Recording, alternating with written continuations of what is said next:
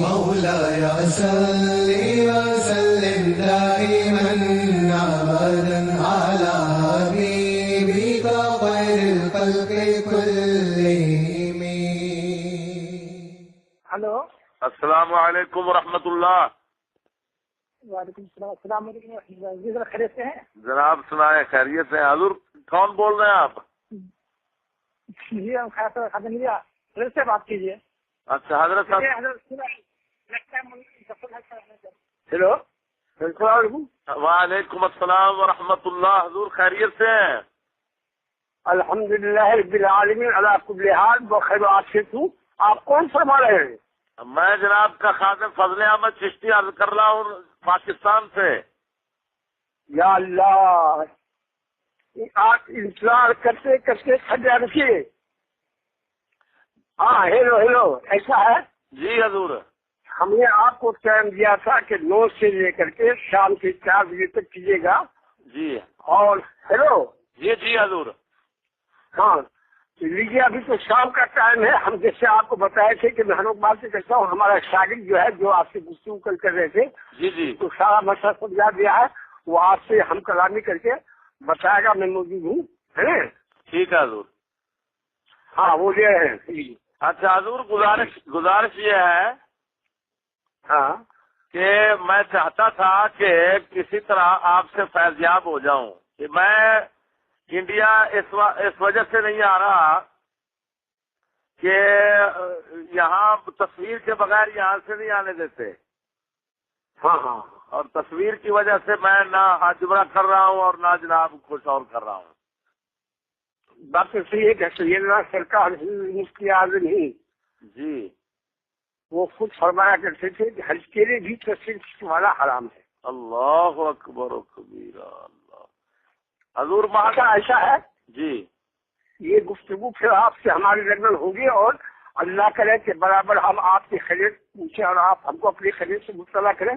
فی الحال وہ بات جو کل آپ نے پوچھا تھا نا، جی حضور.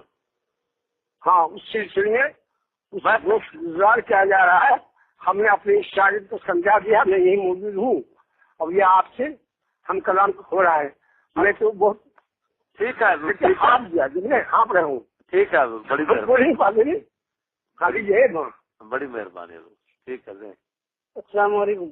وعلیکم السلام ورحمۃ اللہ. حضرت سنائیے، خیریت سے ہیں؟ الحمدللہ خیریت سے. الحمدللہ. آپ کا اسم گرامی کیا ہے حضرت؟ وہ پہلے سن لیجیے، حضرت نے جو فرمایا اس کو سن لیجیے پہلے. اچھا جی فرمائیے.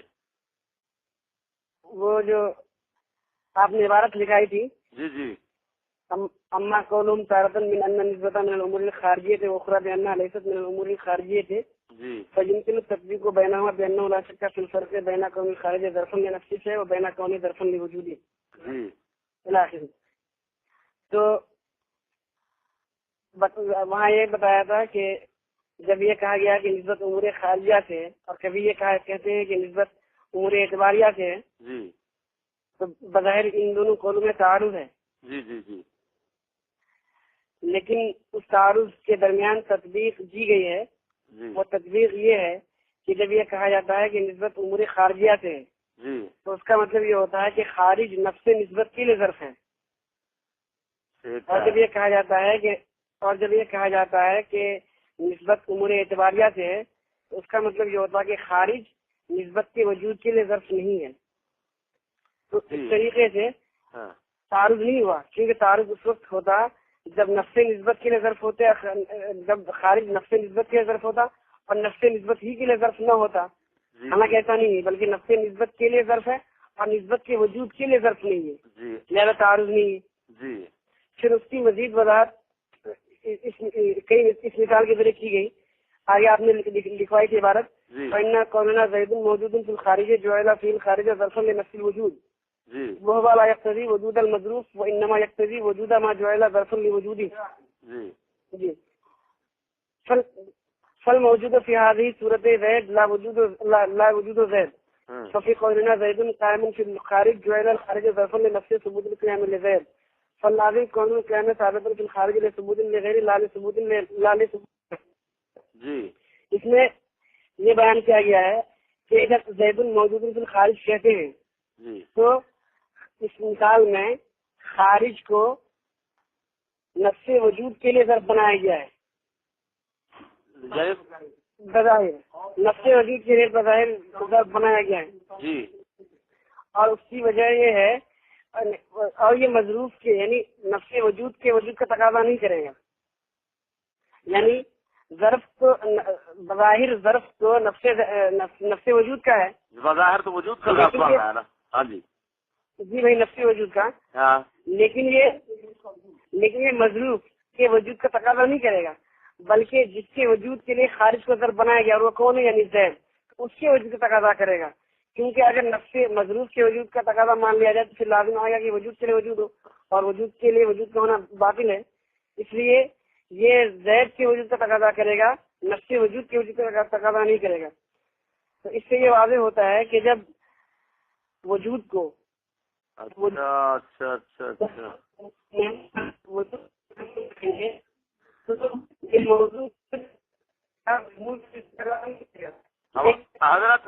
حضرت آواز کٹ رہی ہے، میں دوبارہ ملاتا ہوں، آواز بالکل سمجھ نہیں آ رہی.